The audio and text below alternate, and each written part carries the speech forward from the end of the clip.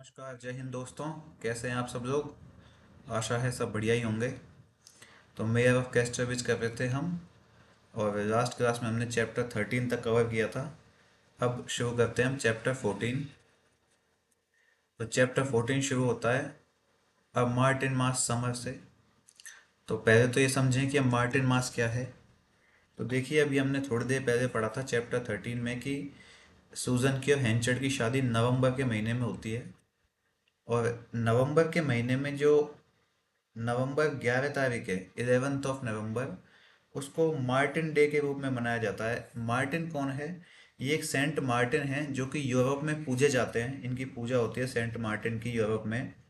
और मार्टिन मास समर जो है वो एक ऐसी अवधि है जो कि नवंबर में आती है, क्योंकि उस समय वहाँ पर यूरोप में मौसम काफ़ी सुहावना होता है, काफ़ी गर्म सा होता है।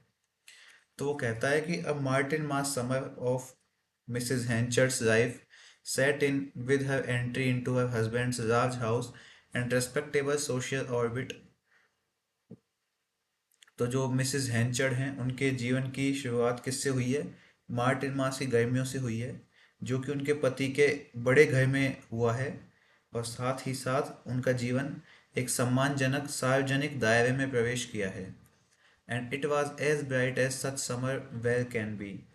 और ये गर्मियाँ जितनी अच्छी हो सकती थी उतनी ही अच्छी हैं। Lest she should pine for deeper affection than he could give, he made a point of showing some semblance of it in external action। और ये कहता है कि कहीं ऐसा ना हो कि वह उससे अधिक गहरे स्नेह की लालसा करे, जो कि जो हैंचर्ड है वो उसे दे सकता है। इसलिए जो सूजन है उसने बाहरी जो काम है, बाहरी क्रियाकलाप हैं, उन सब चीज़ों में एक सामान्य सी झलक दिखाने का प्रयास किया है। Among other things, he had the iron railings that had smiled sadly in dull rust for the last 80 years, painted a bright green, and the heavy barred, small paned Georgian sash window enlivened with three coats of white। तो उन सब अन्य चीज़ों के अलावा जो हैंचर्ड है उसके घर में लोहे की रेलिंग थी, जो कि पिछले 80 वर्षों से सुस्त जंग में उदास रूप से मुस्कुरा रही थी। उस रेलिंग के ऊपर जंग लगी हुई थी, और जिसको चमकीले हरे रंग से, ग्रीन कलर से कलर्ड किया गया था। और उसकी सलाखें जो थी वो भारी भरकम थी। साथ ही साथ उसमें छोटे छोटे पैन वाली, यानी कि छोटे छोटे आधार वाली जॉर्जियाई प्रकार की खिड़कियां, 3 खिड़कियां थी जो कि सफ़ेद रंग से रंगी हुई थी। He was as kind to her as a man. तो जो हैंचर्ड है वो उसके प्रति एक अच्छे आदमी की तरह दयालु था, मेयर मेयर के तौर पर, एंड चर्च वार्डन, और एक चर्च वार्डन के तौर पर। कुड पॉसिबली भी, जो कि वो हो सकता था। भाई, जो ये हैंचर्ड है ये कैस्टर इसका मेयर भी है और साथ ही साथ चर्च वार्डन भी है। तो वो ये कहना चाह रहा है थॉमस हार्डी जी कि जो हैंचर्ड है अपनी पर्सनैलिटी के अकॉर्डिंग, जैसा कि एक मेयर और चर्च वार्डन को होना चाहिए था, उसी प्रकार वो दयालु था। The house was large, the room Lofty, and the landings wide. तो घर जो था वो काफ़ी बड़ा था, घर के रूम्स जो थे वो काफ़ी ऊंचे थे, और लैंडिंग यानी कि आधारशिला उसकी काफ़ी चौड़ी थी। And the two unassuming women scarcely made a perceptible addition to its contents. और वो दोनों विनम्र महिलाओं ने शायद ही इस सामग्री के बारे में अपने दिमाग में कोई ज़्यादा अच्छी कल्पना बनाई हो, कि ज़्यादा अच्छी बुद्धिमानी वाली वृद्धि की हुई होगी। मतलब उन दोनों ने सोचा भी नहीं होगा कि उनका जीवन अब इतना अच्छा होगा। To Elizabeth Jane the time was a most trumpet one. तो जेन के लिए ये जो टाइम था ये काफ़ी जीत का समय था। The freedom she experienced, the indulgence with which she was treated, went beyond her expectation। वो आज़ादी जिसका उसने अनुभव किया था, जिस तरह की उदारता से उसका व्यवहार किया गया था, ये सब उसकी उम्मीदों से कहीं ज़्यादा बढ़कर था।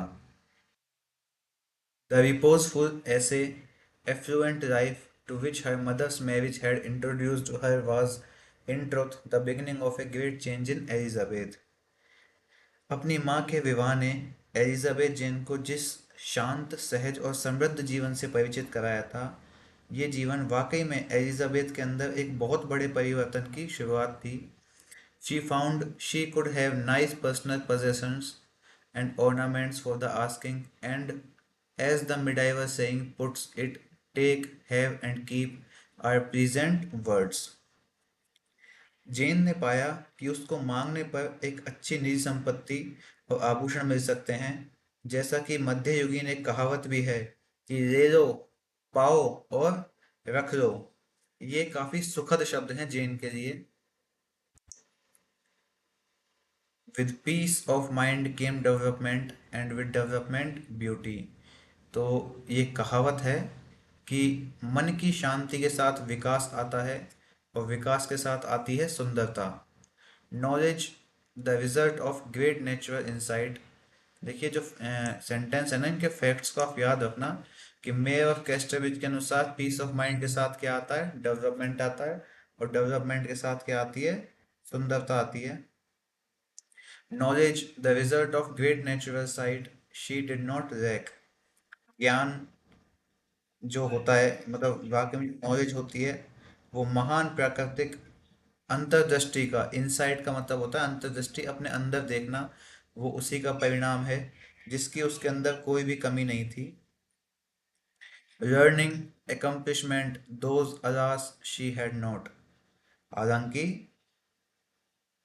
शिक्षा और एकम्प्लिशमेंट यानी कि गहन ज्ञान जिसको हम बोलते हैं, सिद्धि प्राप्त करना, शिक्षा या सिद्धि, अफसोस की बात है कि वो उसके पास नहीं थे। But as the winter and spring passed by her thin face and figure filled out and rounder and softer curves. लेकिन जैसे जैसे सर्दी के वसंत बीतते गए और उसका पतला चेहरा जो है वो गोल होने लग गया, और उसके चेहरे के ऊपर कोमल वक्र उभर आए थे, यानी कि वो और ज़्यादा सुंदर लगने लग गई थी। The lines and contractions upon her young bro went away. तो उसके युवा माथे पर जो रेखाएं हैं और कॉन्ट्रैक्शन है यानी कि सिकुड़ना, संकुचन, वो दूर हो गए थे। The muddiness of skin which she had looked upon as her wrought by nature departed with a change of abundance of good things, and a bloom came upon her cheek।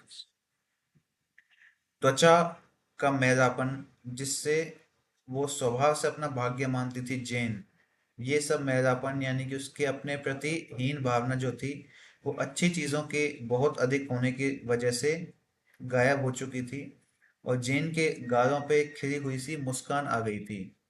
Perhaps too her grey thoughtful eyes revealed an arch gaiety sometime।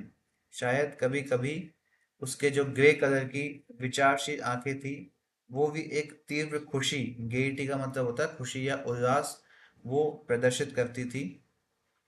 But this was infrequent. लेकिन ये सतत नहीं था, लगातार नहीं था। The sort of wisdom which looked from their pupils did not readily keep company with these lighter moods। जो उल्लास है उसकी आंखों में दिखाई देता था, ये सब उल्लास बहुत ही कम होता था, और उसकी प्यूपिल्स से यानी कि आंखों की पुतलियों से जो ज्ञान झलकता था ना, वो इन हल्के मूड के साथ सहजता से नहीं रह पाता था। वो पुतलियों के अंदर जो खुशी है वो स्थायी नहीं रह पाती थी उसके आंखों में। Like all people who have known rough times, light-heartedness seemed to her too irrational and inconsequent to be indulged in except as a reckless dream now and then।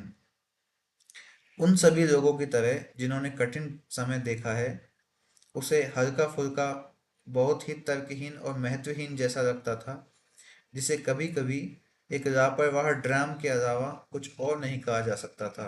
लापरवाह ड्राम जो होता है ना, ड्राम होती है एक हरकत, रेकलेस ड्राम मतलब एक लापरवाह हरकत के अलावा कुछ और नहीं कहा जा सकता था। For she had been too early habituated to anxious reasoning to drop the habit suddenly. क्योंकि वो बहुत ही जल्दी चिंताजनक तर्क की आदि आदि हो गई थी, आदतन हो गई थी, हैबिचुअल हो गई थी, इसलिए अचानक से इस आदत को छोड़ना उसके लिए संभव नहीं था। वही जब वो पहले सूजन के साथ रहती थी तब उसे हर छोटी छोटी चीज़ों के लिए चिंता हो जाती थी, और क्योंकि अभी लंबे समय की आदत है तो इसको एकदम तो छोड़ा जा नहीं सकता, इसलिए जेन अभी भी उन सब चीज़ों की आदी थी। She felt none of those ups and downs, उसने कभी भी उन उतार चढ़ावों को महसूस नहीं किया था। ऑफ स्पिरिट, आत्मा के, उसने कभी भी आत्मा के उतार चढ़ावों को महसूस नहीं किया था। Which beset so many people without cause, जो कि वो उदासी बहुत सारे लोगों को बिना किसी रीजन के ही घेर लेती है। Never to paraphrase a recent poet, और हाल ही के एक कवि के अगर शब्दों में कहें तो, never a gloom in Elizabeth Jane's soul, but she well knew how it came there, कि जेन की आत्मा में कभी उदासी नहीं थी, लेकिन वो अच्छी तरह जानती थी कि वहां पे उदासी कैसे आती है।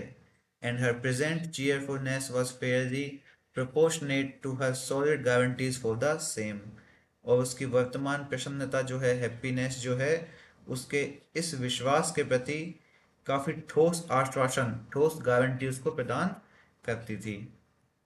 It might have been supposed that given a girl rapidly becoming good looking, comfortably circumstanced, and for the first time in her life commanding ready money, she would go and make a fool of herself by dress.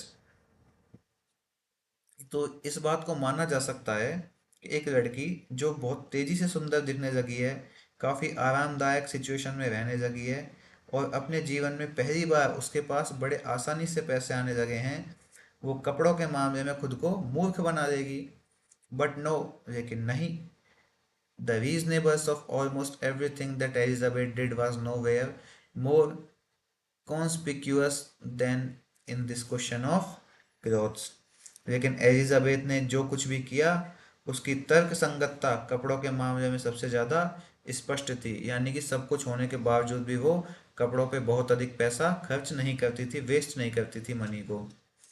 To keep in the rear of opportunity in matters of indulgence is as valuable a habit as to keep abreast of opportunity in matters of enterprise. भोग विलास के मामलों में अवसर से दूर रहना जेन की काफी अच्छी आदत है, और उतनी ही अच्छी आदत है जितने की उद्योग के मामलों में अवसर से आगे रहना। ठीक है। This unsophisticated girl did it by an innate perceptiveness that was almost genius.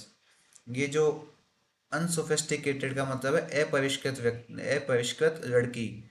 अपरिष्कृत से सेंस है कि बहुत कम साज सामान में विश्वास करने वाला, या फिर बहुत कम साज सज्जा वाली जो लड़की है, ये सामान्य सी लड़की, इसने ये सब एक सहज बोध से किया था, जो कि इसकी अंदर की प्रतिभा थी, इसकी जीनियसनेस थी।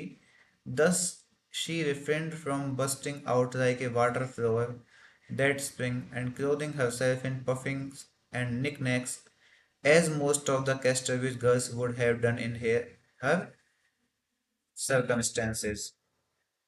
जेन है, काफी देखिए साधारण सी लड़की है, और इस प्रकार से उसने वसंत के समय में पानी के फूल की तरह खेलने से परहेज किया, और खुद को फूलझड़ियों जैसी छोटी छोटी चीजें पहनने से रोका, जैसा कि कैस्टरविच की अधिकांश लड़कियां उसकी परिस्थिति में करती। यानी कि कैस्टरविच की अधिकांश लड़कियों को अगर वो सुविधाएं मिलती जो आज जेन को मिली हैं, तो वो लड़कियां अपना प्रदर्शन करने में, अपना अंग प्रदर्शन करने में, अपने आप को ज़्यादा से ज़्यादा दिखाने में, देखिए आपने देखा होगा चीज़ों को कि जितने ज़्यादा बड़े घर की लड़की होंगी, उतने ही ज़्यादा अपने अंगों के प्रदर्शन करेंगी। आपने मूवी स्टार्स को देखा होगा, आपने बड़े बड़े घरों की लड़कियों को देखा होगा, बड़े बड़े फंक्शंस में देखा होगा कि अंग का प्रदर्शन बहुत ज़्यादा किया जाता है लड़कियों के द्वारा। इस तरह देखिए, मैं नहीं चाहता कि आपको किसी को इस चीज़ ऑफेंसिव फील हो, लेकिन देखिए जो सच है वो सच है। आप इंटरनेट से जुड़े हुए हैं, आज के ज़माने में आपको सब कुछ पता है, लेकिन क्या है ना कि ऐसा अधिकतर होता ही है, देखा जाता है। आप पुराने ज़माने की मूवीज उठा लीजिए, एकदम हीरोइंस को काफ़ी ढका हुआ पूरा, और एक सभ्य सांस्कृतिक रूप से परिष्कृत व्यक्ति दिखाया जाता था। लेकिन आज के समय में ऐसा नहीं होता है, आज के समय में हीरोइंस को बहुत अधिक अपने शरीर का प्रदर्शन करते हुए देखा जा सकता है। तो यहाँ पे उसी चीज़ की क्रिटिसाइज किया जा रहा है, उसी चीज़ को, कि कैस्टरविच की जो अधिकांश लड़कियां हैं, अगर उनको आज एलिजाबेथ जेन के जैसी सुविधाएं मिल जाती, उसी के जैसा एक माहौल मिल पाता, इतना सारा पैसा अचानक से मेयर के घर में रहने को मिल जाता, तो वो लड़कियां छोटे छोटे कपड़े पहनकर अपने आप को फूलों की तरह सजाकर इस तरह से प्रदर्शित करती जैसे उनसे महान कोई हो ही ना। लेकिन उस परिस्थितियों में भी जेन ने अपने आप को काफी नियंत्रित रखा हुआ था। Her triumph was tempered by circumspection. She had still that field mouse fear of the quarter of destiny, despite fair promise, which is common among the thoughtful who have suffered early from poverty and oppression. तो जेन जो है, उसकी जीत सावधानीपूर्ण तरीके से काफी कम हो गई थी, उसने कंट्रोल किया था अपने आप को, क्योंकि उसके मन में अभी भी नियति के फैसले का वो डर था जो अच्छे वादे के बावजूद उन बुद्धिमान लोगों में बहुत सामान्य होता है, जो कि गरीबी और उत्पीड़न से बहुत ज्यादा पीड़ित हुए हैं। यानी कि एक देखिए कितनी गूढ़ बात कही गई है कि जेन के मन में अभी भी एक ऐसा डर है कि अगर मैं ज्यादा शो ऑफ करूंगी तो नियति मुझसे ये सब छीन लेगी। उस सब चीज के चलते जेन काफी नियंत्रित और काफी कंट्रोल्ड रहती है।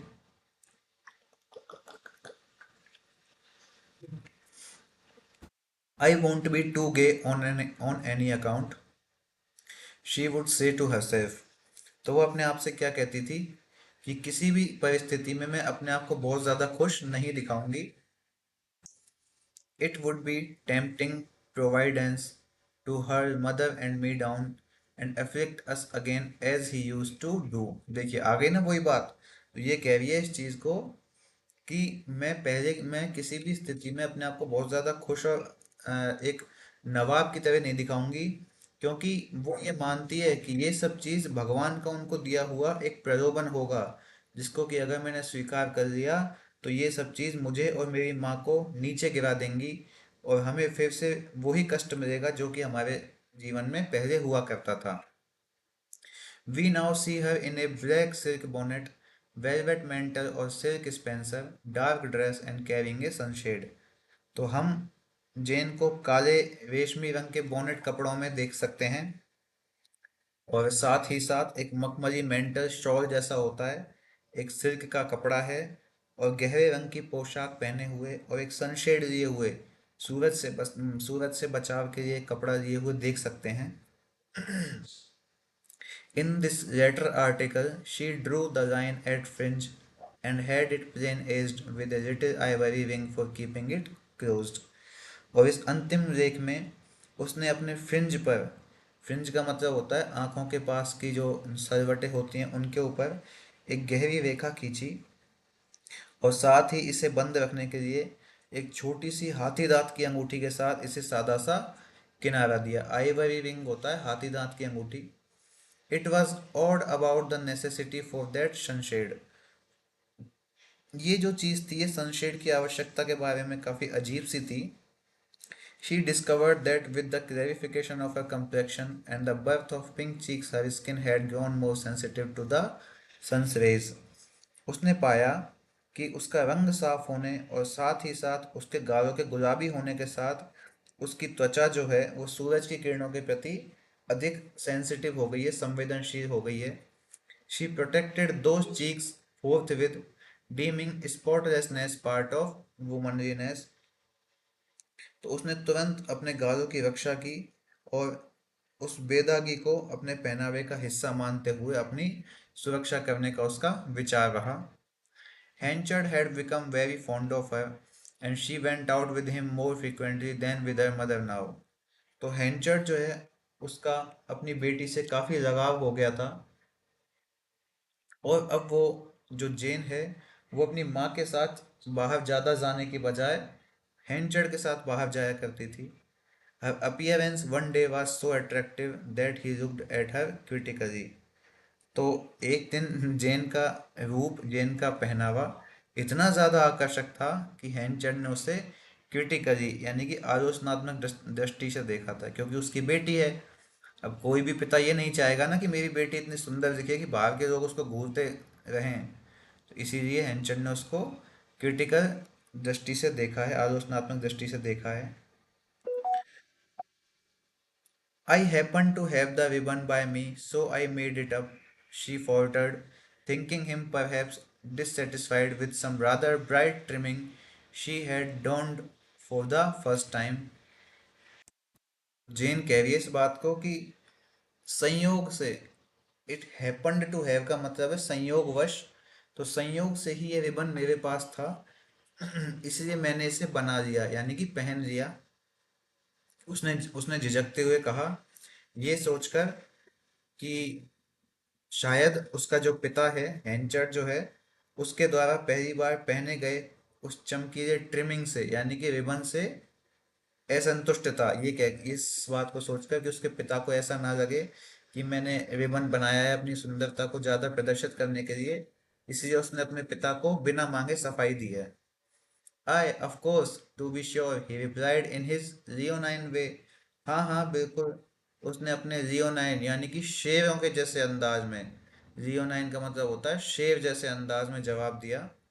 डू एज यू लाइक, और rather as your mother advise you, जैसा तुम्हें पसंद है वैसा करो, या फिर जैसा तुम्हारी माँ तुम्हें सलाह देती है वैसा करो। और and I have nothing to say it, ठीक है, और इसके अलावा मेरे पास इस बारे में कहने के लिए कुछ भी नहीं है। Indoors, she appeared with her hair divided by a parting that arced like a white rainbow from ear to ear.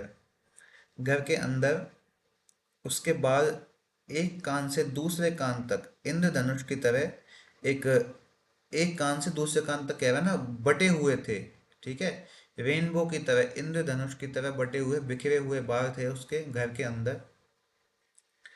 एक आर्क की तरह, आर्क होता है बिल्कुल आधा चंद्रमा, आधा सर्किल होता है ना, थोड़ा मुड़ा हुआ, जैसे हम धनुष बनाते थे बचपन में नीम की डंडियां तोड़कर, तो उसको जितना मोड़ते हैं फिर हम रस्सी बांध देते हैं उसमें एक किनारे से दूसरे किनारे तक, तो वो जो डंडी की शेप है उसी को बोलते हैं हम आर्क।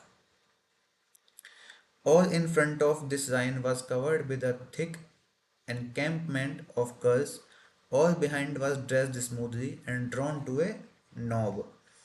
और उसके जो बाल हैं उनकी पंक्ति के आगे का पूरा भाग एक घुंघराले बालों की मोटी सी कतार से ढका हुआ था, और पीछे के जो उसके बाल हैं वो पूरे बहुत अच्छे ढंग से तैयार थे, और एक नॉब की तरह, नॉब होती है घुंडी जैसा जिसको हम बोलते हैं ना, एक बालों को जैसे सांप बैठता है ना कुंडली मारकर, तो उसी चीज, उसी आकार को, शेप को ही बोलते हैं नॉब। उस शेप में पीछे की तरफ बाकी के बाल खींचे हुए थे।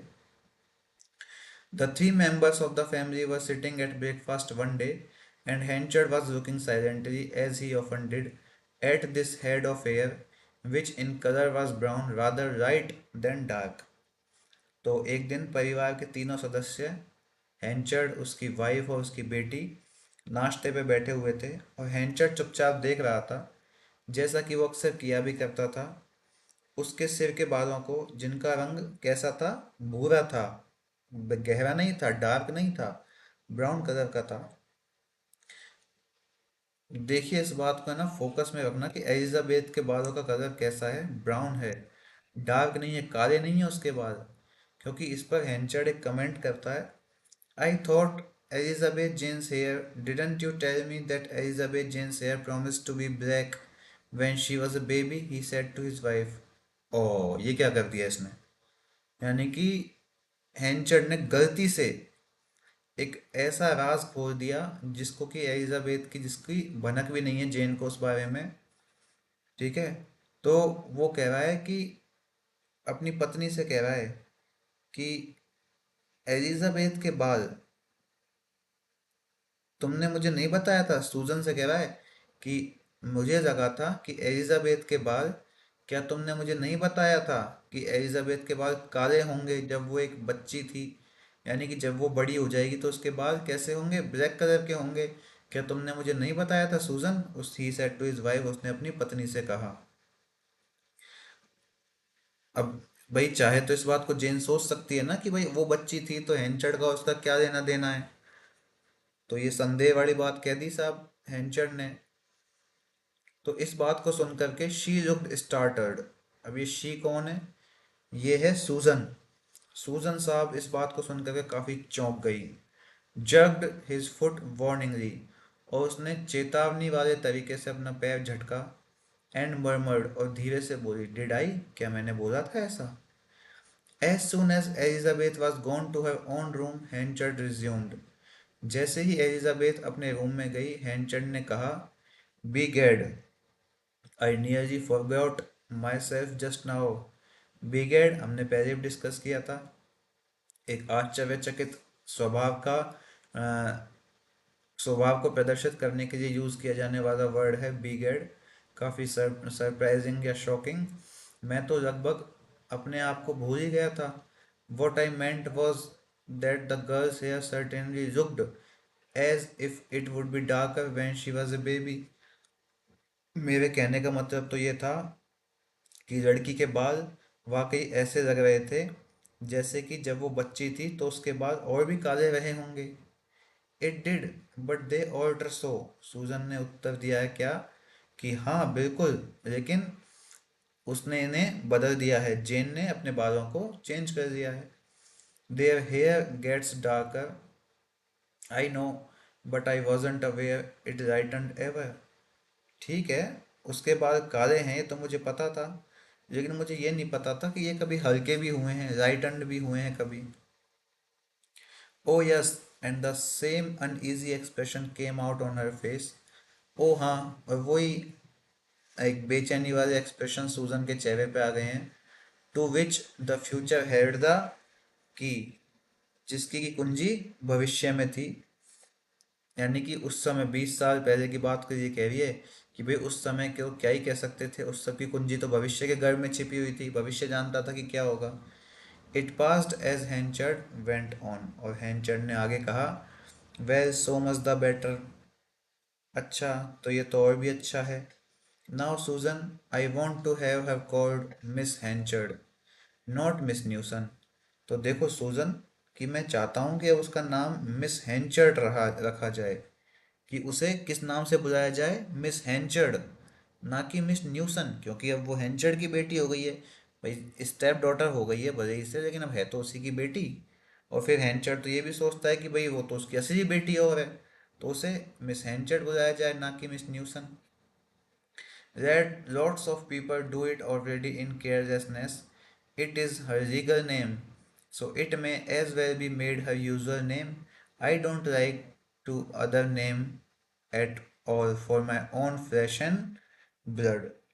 तो वो इस बात को कह रहा है कि बहुत से लोग लापरवाही में ऐसा करते हैं, जबकि मिस एंचर तो उसका कानूनी नाम है, इसलिए उस नाम को उसका सामान्य नाम बना दिया जाना चाहिए।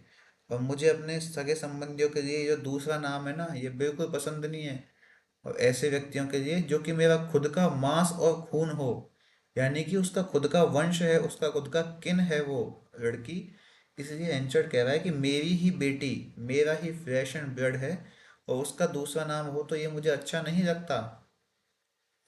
I will advertise it in the Casterbridge paper. That's the way they do it. She won't object.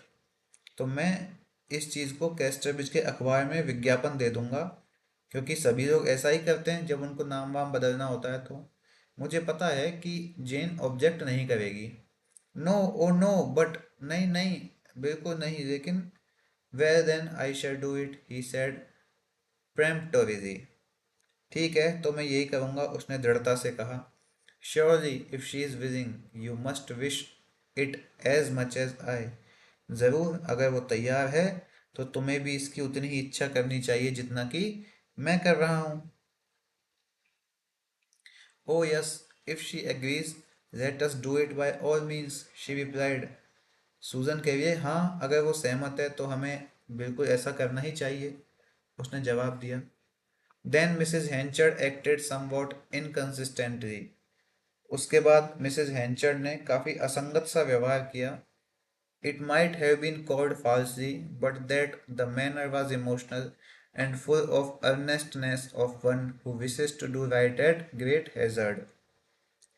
इसे झूठा कहा जा सकता था, लेकिन सूजन का व्यवहार काफी भावनात्मक था और उस व्यक्ति की सहजता से भरा हुआ था जो कि रिस्क लेकर के सही काम करना चाहता था। She went to Elizabeth Jane, whom she found sewing in her own sitting room upstairs। वो जेन के पास गई है, जो कि जेन ऊपर सीढ़ियों के ऊपर अपने कमरे के अंदर बैठ के सिलाई का काम कर रही है। And told her what had been proposed about her surname. और उसने जेन को बताया है कि उसके सरनेम के संबंध में उसे क्या प्रपोज किया गया है। वो बता रही है साहब अपनी बेटी को ये चीज कि अभी अभी थोड़ी देर पहले हैंचर्ड ने उसका सरनेम बदलने का प्रपोजल दिया गया था। Can you agree? Is it not a slight upon Newson? Now he is dead and gone. तो सूजन पूछ रही है साहब जेन से कि क्या तुम सहमत हो? क्या ये चीज न्यूसन के लिए जो कि मर चुका है, जा चुका है, उसके लिए अपमान नहीं होगा? Elizabeth reflected. I will think of it mother, she answered. तो एलिजाबेथ ने जवाब दिया है कि मैं इस बारे में सोचूंगी मम्मी। उसने उत्तर देते हुए कहा। When later in the day she saw Henchard, she adverted to the matter at once in a way which showed that the line of feeling started by her mother had been preserved in।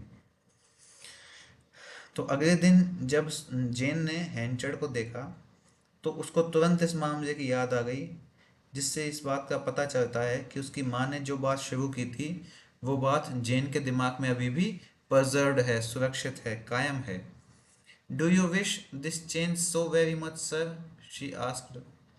तो जेन पूछ रही है हैंचर्ड से कि क्या आपकी ये इच्छा जो है मेरा नाम बदलने की, क्या आपकी इच्छा बहुत ज़्यादा है सर इस चीज़ के लिए? Wish it? Why my blessed fathers, what an ado you women make about a trifle। Wish it? इच्छा है? क्यों? मेरे पूर्वज लोग, मेरे पिताजी, तुम लोग एक छोटी सी बात के लिए इतना शोर क्यों मचाते हो? ट्रिफल का मतलब होता है शोर मचाना, छोटी सी बात के लिए। आई प्रपोज्ड इट, दैट्स ऑल। मैंने तो प्रस्ताव रखा था, बस इतना ही तो है। Now Elizabeth Jane, just please yourself. तो अब एलिजाबेथ जेन, तुम खुश रहो, तुम खुश रहो, अपने आप को खुश रखा करो तुम। Curse me if I care what you do. तो वो कहता है कि मुझे गाली दो, यानी कि मुझे बुरा भला कहो, अगर मुझे फर्क भी पड़े इस चीज़ से कि तुम क्या करती हो। Now you understand, don't you go agreeing to it to please me. अब तुम समझी, तुम समझ जाओ इस चीज़ को कि तुम मुझे खुश करने के लिए इस चीज़ के प्रति सहमत मत हो कि मैं खुश होऊंगा, इसलिए अपना नाम मत बदलो तुम। Here the subject dropped, and nothing more was said, and nothing was done, and Elizabeth still passed as Miss Newson, and not by her regal name। तो यहाँ पर यह मुद्दा साहब खत्म हो गया है और कुछ भी नहीं कहा गया, ना ही कुछ भी किया गया। और एलिजाबेथ अभी भी मिस न्यूसन के नाम से जानी जाती है, ना कि उसका कानूनी नाम से। तो कानूनी नाम उसका क्या होना चाहिए? मिस हैंचर्ड। लेकिन वो किस नाम से जानी जा रही है अभी भी? मिस न्यूसन के नाम से। Meanwhile, the great corn and hay traffic conducted by Hanchard throve under the management of Donald Farfrae as it had never thriven before। तो इसी बीच हैंचर्ड के द्वारा संचालित वो महान मक्के का जो व्यापार है, जो कि डोनाल्ड फारफ्रे के प्रबंधन में इतना ज़्यादा फला फूला था, इतना ज़्यादा बढ़ गया था वो व्यापार, जितना कि वो पहले कभी नहीं बढ़ा था, इतना कि वो पहले कभी नहीं फला फूला था। It had formerly moved in jorts। जो ये व्यापार है हैंचर्ड का, पहले तो ये काफ़ी जोर्ट्स में चलता था, यानी कि झटके दे देकर, धक्के दे देकर चलता था। Now it went on old casters. और अब वो पुराने कास्टर्स पे चलता था, यानी कि पुराने जो नियम है, रीति रिवाज हैं, उनके ऊपर चलता था। The old crude viva was system of Henchard, in which everything depended upon his memory, and bargains were made by the tongue alone was swept away।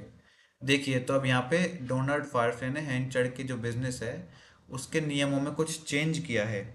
तो क्या चेंज किया है? कि हैंचर्ड की वो पुरानी कच्ची सी मौखिक प्रणाली, क्रूड वीवा वोस सिस्टम का मतलब है मौखिक प्रणाली, वीवा वोस, जिसको हम बोलते हैं ना वाइवा। भाई एक्सटर्नल वगैरह आते हैं एग्ज़ाम देने के लिए तो वाइवा होगा। तो वाइवा वो सिस्टम जो हैंचर्ड का था कि बस सब कुछ ज़ुबानी हो रहा है, और जो सब कुछ उसकी याददाश्त के ऊपर निर्भर करता था। और वो बार्गेन्स, वो व्यापार के सौदे जो कि सिर्फ जुबानी किए जाते थे, वो सब नियम खत्म कर दिए गए थे, स्वेप्ट अवे, बंद कर दिए गए थे। Letters and ledgers took the place of I will do it and you shall have it. तो उसकी जगह मैं नहीं करूँगा और तुम्हें नहीं करना चाहिए, ये सब जो जुबान थी ना, इन सब की जगह पत्रों और बही खातों ने ले ली। कि भाई पहले तो क्या होता था कि आई विल डू इट, मैं ऐसा कर दूंगा। यू शैल हैव इट, तुम्हें ऐसा करना चाहिए। तो ये सब चीज़ें जुबान से चलती थी पहले, कि वो कह देता था कि मैं कर दूंगा, मतलब वो कर देगा, भले करे वो ना करे। और जो ये जुबानी सिस्टम था बिजनेस का, ये सब चीज़ें साहब अब बंद कर दी गई हैं। उसकी जगह किसने दे दी है? लेटर्स एंड लेजर्स ने, पत्रों ने और बही खातों ने। यानी कि डोनाल्ड अब हर चीज़ को एक रिकॉर्ड के आधार पे किए जा रहा है, कंटिन्यू कर रहा है। And as in all such cases of advance, the rugged picturesqueness of the old method disappeared with its inconveniences. और साथ ही साथ आगे के सभी मामलों में इसी तरह से पुरानी पद्धति की जो ऊबड़ खाबड़ पिक्चरस्कनेस है, जो कि पिक्चरस्कनेस को हम बोलेंगे, देखिए एक शब्द में कहें तो हम इसको बोलेंगे सुरम्यता। यानी कि उसका इफेक्टिवनेस, उसका स्पष्टीकरण रूप से दिखाई देना। तो ये जो ऊबड़ खाबड़ रग्ड पिक्चर्सनेस था, ये जो ऊबड़ खाबड़ तौर तरीके व्यवहार थे व्यापार करने के, ये सभी और साथ ही साथ उसके इनकन्वीनियंसेस, उस व्यापार के अंदर होने वाली असुविधाएं जो कि मौखिक व्यापार से होती थी, ये सभी साहब अब गायब हो चुकी हैं।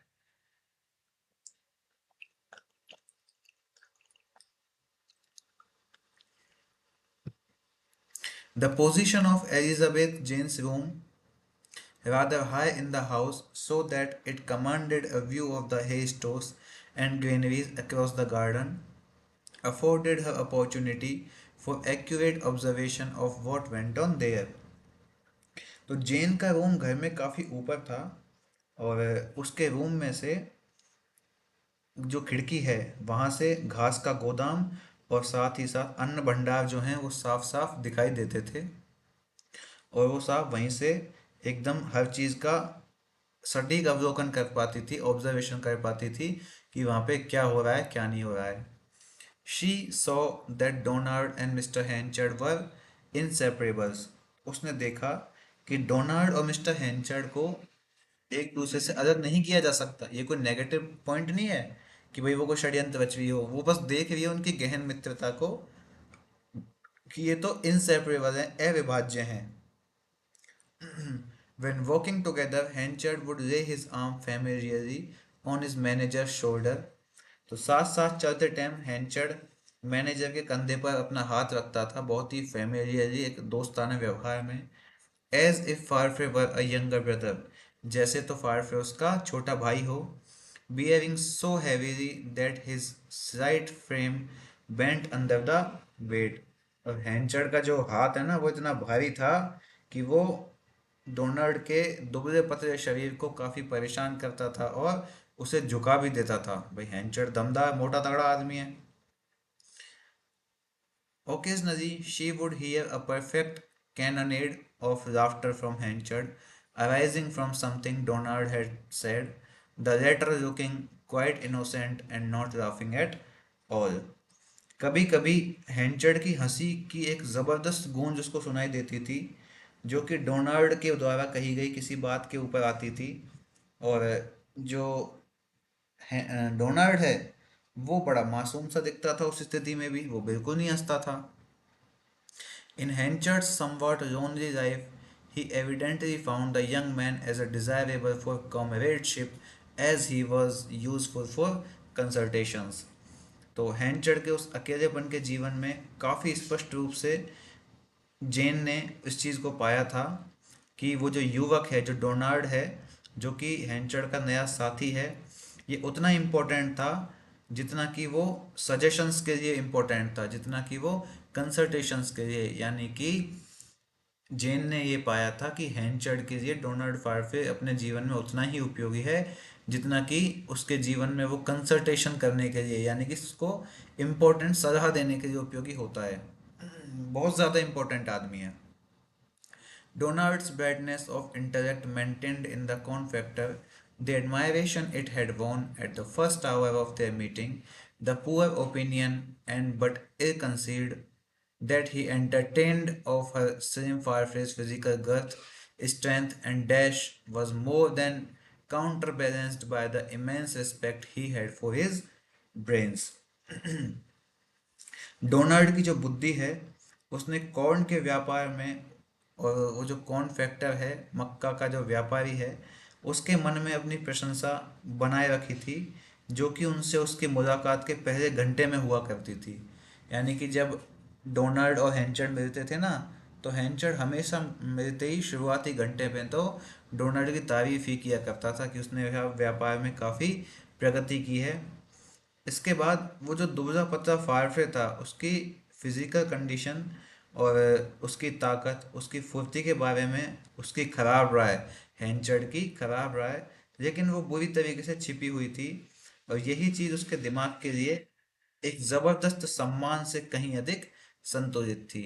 यानी कि हैंचर्ड बोलता था इस चीज को, वो हैंचर्ड का जो मतलब बोलता नहीं था, हैंचर्ड इस बात को अपने मन में सोचता था कि इसकी फिजिकल फिटनेस बहुत ज़्यादा अच्छी नहीं है, इसकी फिजिकल ग्रोथ स्ट्रेंथ जो है वो बहुत बढ़िया नहीं है, बेहतरीन नहीं है, और इस बात को लेकिन वो अपने मन में छिपा के रखता था। और यही चीज़ डोनाल्ड को अपने मन में एक सम्मान और संतुष्टि का एहसास कराती थी। ठीक है मित्रों, तो हम इस वीडियो में आज के लिए इतना ही करते हैं। बाकी कवर करेंगे हम नेक्स्ट वीडियो में। और बहुत ज़्यादा हार्ड नहीं है, ठीक है। कहीं कहीं बीच में जो एक्सप्लेनेशंस हैं वो ओवर रेटेड हो जाती हैं, बहुत ज़्यादा हैवी वर्ड्स इस्तेमाल कर देते हैं राइटर अपना प्रभाव दिखाने के लिए कि साहब हम भी लेखक है, हम किसी से कम नहीं, वो वाली चीज़ दिखाने के लिए कर देते हैं। पर उन जगहों से क्वेश्चन उठते नहीं है, क्वेश्चन उठते हैं हमेशा एक सिंपल लाइन से, क्योंकि वो आपके ना ये मेमोरी चेक करते हैं। एग्जामिनेशन आपकी मेमोरी चेक करने के लिए होता है, आपकी रिकॉल पावर और रिकॉग्निशन पावर कितनी अच्छी है ये चेक करने के लिए होता है, ठीक है। तो आप फैक्ट्स पे अच्छे से ध्यान दीजिए और इसको रिवाइज जरूर कीजिए। एक नोटबुक लेके बैठा कीजिए आप हमेशा जब भी आप क्लास को देखें, और उस नोटबुक में हर एक चैप्टर से, क्योंकि आप इसको चैप्टर वाइज लिखेंगे ना, एग्जामिनेशन हॉल के अंदर चीज़ें मिस हो जाती है दिमाग से। लेकिन अगर आप चैप्टर वाइज रखेंगे ना इस चीज़ को, कि भाई चैप्टर 13 के इम्पोर्टेंट फैक्ट, और एक चैप्टर में मुश्किल से 5 या 7 फैक्ट होते हैं, उनको लिख दीजिए कि साहब इसमें से ये फैक्ट बने हैं। चैप्टर 13 5-7 फैक्ट, उसके बाद फिर चैप्टर 14 फिर 5-7 फैक्ट। तो इस तरीके से नोटबुक लेके बैठा कीजिए, उनको फोकस किया कीजिए। आपको बस मोटा मोटा जो है, एक तो नोवेल की थीम पता होनी चाहिए और कुछ गिने चुने फैक्ट पता होने चाहिए।